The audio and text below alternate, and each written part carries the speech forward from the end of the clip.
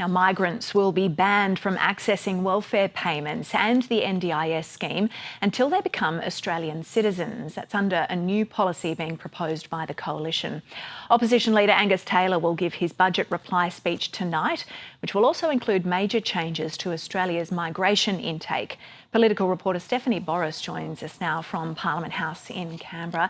Steph, good morning to you. What is the opposition wanting to do with Australia's welfare system? This is a major shake-up of how Australia's welfare system would work that's being proposed by the opposition. Opposition Leader Angus Taylor declaring it would save the budget billions of dollars, but not actually putting an exact figure on it or over what period of time. Now, at the moment, people that move to Australia are entitled to access welfare payments once they've been in the country for a certain number of years. So, for example, with the disability support pension or the aged care pension, you have to be in Australia for 10 years before you can receive it. With the youth allowance, that's 4 years. But what the opposition wants is only people that are Australian citizens to be able to access a list of 17 welfare payments. On top of that, the opposition is also saying that anyone on the NDIS must be an Australian citizen. At the moment, if you're a permanent resident with a disability, you are entitled to help through the NDIS, but the opposition says that should no longer be the case. So these proposals are being put forward by Angus Taylor. In his budget speech tonight, he says the measures will be grandfathered, so will only apply to migrants that come once and if the policy was to be put into place. Let's take a listen to what the opposition leader said earlier this morning about these proposed changes.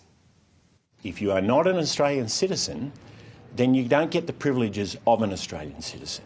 And I'd encourage people who are committed to this country to become a citizen.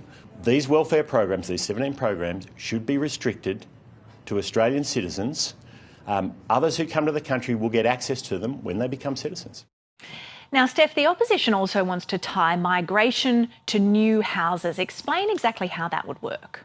Yeah, so obviously we heard the government really focusing on housing in its budget released on Tuesday. There's no disagreement between the two parties that housing is an issue. Where the disagreement lies is to how to handle it. So the opposition's proposal is that it would only allow the same number of migrants in as how many new homes have built. So putting it in figures for you, the NOM last year, which is the overseas migration intake, it was around 300,000 and about 170,000 homes would be built. So under this coalition policy, you'd see a drastic cut in the number of migrants allowed into Australia. There's a lot of questions around the logistics of how this would work, because that figure of overseas migration actually does include the movement of Aussies in and out of the country too. So you'd have to make sure, obviously, that Australians, regardless of how many new homes are built, are still allowed back into the country. The opposition is saying what it would do is cap the certain number of people allowed through different types of visas, because in the end, Australia is reliant on migrant workers to fill gaps in our various sectors, including construction, for example. The Housing Minister Clare O'Neil was on News Breakfast earlier today saying the opposition's policy doesn't stack up. If you think you can solve Australia's housing challenges just through the migration system, you've got rocks in your head. That is a completely piecemeal approach to what is a big and complicated challenge facing the country. We've got a housing crisis that's been building for 40 years because there's no silver bullet here. We've heard the opposition this morning say these policies are not about blaming migrants, it's about blaming the government. The full details will be released when Angus Taylor gives his budget reply speech tonight.